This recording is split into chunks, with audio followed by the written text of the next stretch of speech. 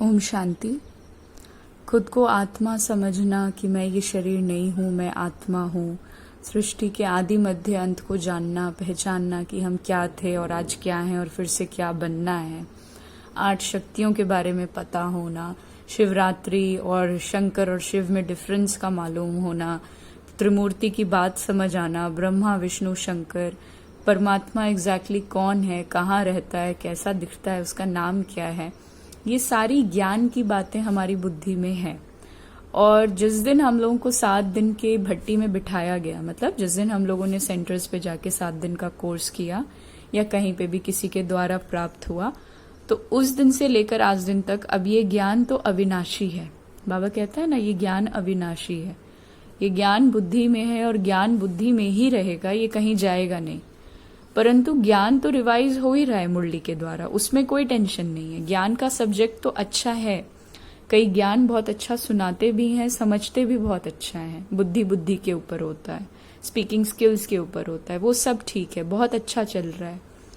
लेकिन जो second subject है रिमेम्बरेंस का, उस सब्जेक्ट तक पहुंचने के लिए ज्ञान चाहिए था, जो कि अब प्राप्त हो गया है। ब्रशअप करते रहना है, क्योंकि बुद्धि का भूलने के संस्कार है, तो भूल भी सकते हैं। ज्ञान विस्मृत हो जाएगा, मतलब अवेयरनेस से गायब हो जाएगा। अंतरात्मा उस चीज को नहीं भूलेगी, लेकिन कॉन्शियसनेस से खत्म हो जाएगा। तो इसीलिए रोज की मुरली पढ़ना आवश्यक है, क्योंकि ज्ञान जब तक अवेयरनेस कॉन्शियसनेस में है तो आपको ये याद रहेगा कि बाबा को याद करना है। शिव बाबा को याद करना सबसे इजी टास्क है। जैसे हम एक दूसरे से बात करते हैं, एक दूसरे को याद करते हैं, ऐसे ही शिव बाबा को भी बस याद करना है, और भगवान के स्वरूप में नहीं, एक पिता के स्वरूप में। तो जैसा कि आज की मुरली में भी 6 मई 2020 की मुरली में भी बाबा ने बोला, जैसे किसी कन्या की शादी हो जाती है, पवित्रता की बात बाबा समझा रहे थे।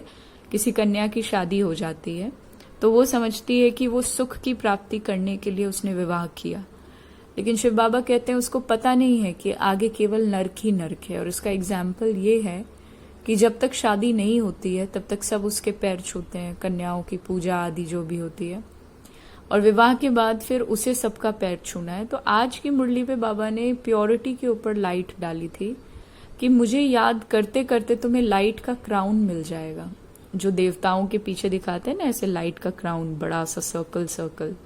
बाबा ने कहा ऐसे प्रैक्टिकली कोई बड़ा सा सर्कल नहीं दिखेगा, लेकिन वो चाल चलन चेहरे से मालूम होगा। जैसे आज की मुरली के वरदान का एक्सप्लेनेशन बड़ा प्यारा है कि सोते हुए भी तुम्हें सर्विस करनी है।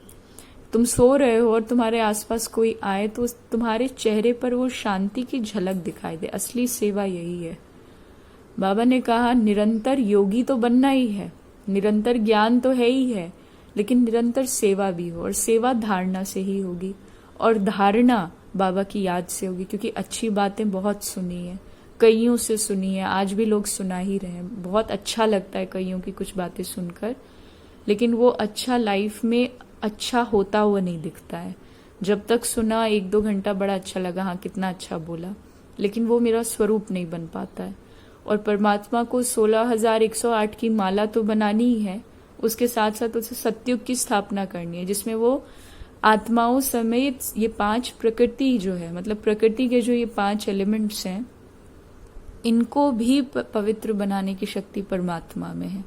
और इसीलिए भोजन को स्वीकार करने से पहले या पानी को शरीर में लेने से पहले उसे भी परमात्मा की शक्ति देने से वो पावर आत्मा को भी मिलती है। इसीलिए बाबा बहुत लॉजिकल बातें करता है। तो आज की मुरली में भी बाबा ने बोला कि अगर आत्मा निश्चय है, समझ है कि तुम आत्मा हो, अगर ये बिलीफ अब सेट हो गया है कि सच में हम शरीर तो नहीं है, अगर बुद्धि ये चीज समझ पा रही है, इसका मतलब हम बाबा को तो याद कर ही लेंगे। क्योंकि आत्मा समझ आ गया तो परमात्मा भी समझ आ गया, और समझ अगर आ गया तो उसको याद कर लेना है। ठीक वैसे ही जैसे कोई व्यक्ति के साथ आप मिले तो आप धीरे धीरे उसे समझ लेते हो, मतलब उसके साथ उठना बैठना, फिर आप डिसाइड कर लेते हो हाँ ये व्यक्ति तो अच्छा है, इसके साथ दोस्ती बनाई रखी जा सकती है, इसके साथ उठना बैठना खाना पीना हो सकता है। तो ऐसे ही परमात्मा अब अगर समझ आ गया है कि सच में वो एक भगवान है, तो उसकी याद सरल है। आज बाबा ने हमें क्या सेवा करनी है उस पर वरदान को बार बार आज पढ़ना आवश्यक है, जिसमें बाबा ने कहा कि बाप जैसे तुम्हें अति प्यारा लगता है, ऐसे बाप के बिना जीवन नहीं है तो ऐसी सेवा के बिना जीवन नहीं। अच्छा, कौन सा सेवा? केवल सेंटर पे बैठ के परिचय देने वाला सेवा नहीं है। वो भी है, लेकिन वो परिचय देना है, वो सेवा नहीं है। वो बाप का परिचय देना हुआ कि आपने किसी को बाप का परिचय दिया। आपका परिचय देते वक्त उसको कितना हिट होगा वो सेवा है, और वो आप कितना उस ज्ञान के स्वरूप में हो उस पर डिपेंड करता है। बाबा ने कहा जैसे सोते हुए भी सेवा हो। सोते समय यदि कोई आपको देखे तो आपके चेहरे से शांति आनंद के वाइब्रेशन अनुभव करे। हर कर्म इंद्रिय द्वारा बाप की याद की स्मृति दिलाने की सेवा तुम करते रहो।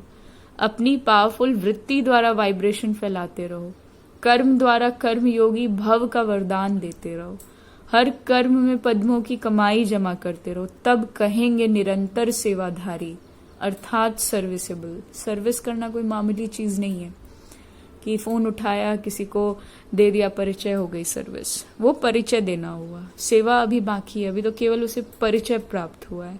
सुबह उठकर अपने आप से मीठी मीठी बातें करनी है। ऐसा तो बाबा ने कहा ही नहीं कि ट्रांस में जाने का अभ्यास करो। ऐसा कहा ही नहीं कि शरीर भूलो, अब आत्मा में ही टिक जाओ। वो चीज तो अपने आप होगी। उसके लिए शक्ति चाहिए, उसके लिए पहले बातचीत चाहिए, बाबा से याद चाहिए, बाबा से शक्ति चाहिए उस सोल कॉन्शियसनेस को अनुभव करने के लिए। स्वयं अनुभव कर सकते तो इस हालत में नहीं होते जिस हालत में अभी हैं। खुद को बाबा ने आज खिवैया कहा है। खुद को कहा है कि बाबा हमारा गार्डनर है, मतलब बागवान है। खुद को ऐसे टाइटल दिया, मतलब रिस्पॉन्सिबिलिटी उसके सर पे नाव को इस पार से उस पार ले जाने की। हमें कुछ नहीं करना है, बस अपना घाटा नहीं करना बाप को भूल के। निरंतर कॉन्शियसनेस में बाबा रहे, इस चीज की मेहनत हमें करनी है बस, और कुछ नहीं। ओम शांति।